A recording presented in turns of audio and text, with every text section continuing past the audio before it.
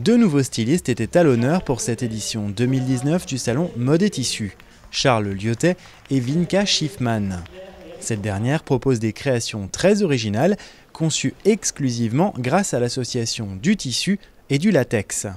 C'est ce matériau qui lui permet de réaliser des patchworks de tissu en solidarisant différentes parties du vêtement. Depuis 2005, je travaille le latex en tant que plasticienne.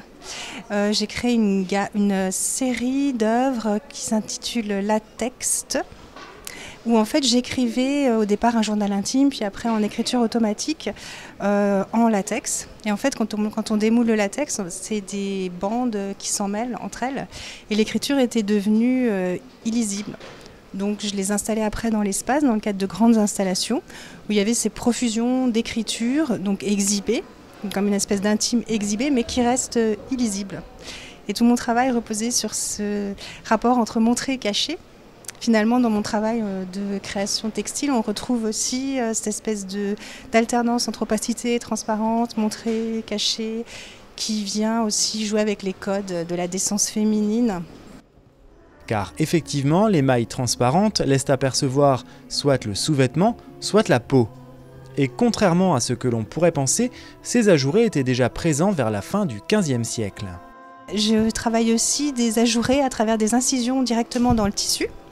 Voilà, comme ceux-ci qui sont faites à la main, coupées et un petit peu irrégulières, coupées au ciseau. Et ça rappelle les crevés de la Renaissance. Donc en fait, ce sont ces incisions dans le tissu qui permettent de voir la chemise en dessous. Donc c'était à la mode, à la Renaissance, ça a duré tout le XVIe, le début du XVIIe.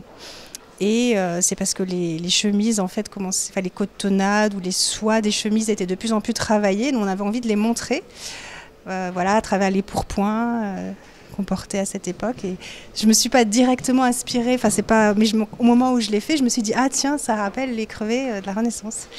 Ce principe du dessous qui vient dessus. Et comme la créatrice a plusieurs cordes à son arc, elle réalise également des pantalons, des fonds de robe ou même des bijoux, avec toujours son fil conducteur, l'utilisation du latex.